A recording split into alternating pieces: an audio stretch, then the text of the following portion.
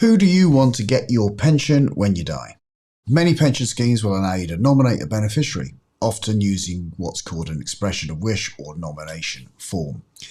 It's important to tell your trustees or your scheme administrators who you want to leave your pension to, and to update this if things change, particularly after marriage, divorce, or birth of a child. Individual personal pensions are considered to sit outside of your estate, which means that when you die, your beneficiaries can have your retirement savings without having to pay inheritance tax. Check out my video on when inheritance tax has to be paid for the details. The rules differ between defined benefit and defined contribution pension schemes, and of course annuities. So let's take a look at the defined benefit or final salary schemes first of all. If you have a defined benefit scheme, any benefits will be paid according to the scheme rules, and each scheme is different.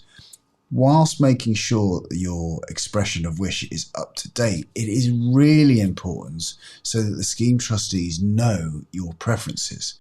The trustees do have the discretion on who to pay the benefits to. Any dependent pension that's due are usually paid to your legal spouse or registered civil partner. Some, but not all schemes, might pay the pension to your partner with whom you were living when you died, if your partner was financially dependent on you. It's important to check with your scheme to find out what happens when you die. If you have a defined contribution pension, you can nominate whoever you want to receive your pension fund when you die. It doesn't have to be a family member, it could be anybody. However, it's generally up to the discretion of the provider or the trustees who look after the pension as to who it's paid to, in a similar way to defined benefit schemes. If you've completed an expression of wish or a nomination form, they'll certainly take this into account, but they'll probably also ask for a copy of your will.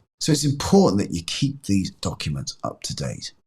You may want to consider adding additional people to your expression of wish form to ensure that they can be considered to receive your pension after your death, should things change. So for example, you may want your pension to go to your spouse after your death, but your spouse may no longer be alive, or you may have died at the same time. And your spouse also may want to pass that pension directly on to your children. If your spouse is not in the immediate money, but your children could benefit. If you list your spouse as, say, receiving 98% of your pension and then your two children as 1% each on the expression of wish form, this will make the request more straightforward after your death because the trustees have got some guidance of who you want to receive the money. If you've already bought an annuity that provides a guaranteed income with your pension pot, any income or lump sum will only be payable to any people you named when you set the annuity up, and in accordance with the options that you selected.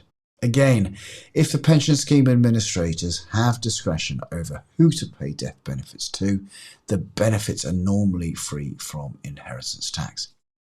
If there's no such discretion and you choose to specifically direct payments to specific beneficiaries in specific proportions, then the benefits will be paid out to the named individuals in the proportions that you chose. But they could be liable to inheritance tax as the benefits will be counted as part of your estate. This is an important rule to understand, so if you take a look at my video on discretion versus direction, it'll give you some more information. Finally, if you're a member of the Nest pension, that's the type of auto-enrollment scheme, then the pot value, the pension pot value, will normally be part of your estate, unless you've completed an expression of wish form. So, there's a lot of members of the Nest scheme. Please go and complete an expression of wish form. So what makes for a good expression of wish form? Well, first, keep it simple. Don't try and cover off a multitude of different scenarios, but do consider including alternative nominees should a main nominee die before or at the same time as you, or maybe they don't want to take up part of all of the payout. Secondly, review and update it regularly, especially if you marry again or have additional children, as this could cause family friction and delays after your death. Thirdly, use your pension provider's own expression of wish form. It's designed for their scheme, so any errors completing it should be picked up when you return it. You can get most of them online or download them from the websites with your pension provider. Thanks for checking out my YouTube channel. I'm Justin King. I'm a chartered and certified financial planner, and my aim is to help you live a successful life. That often involves understanding your money.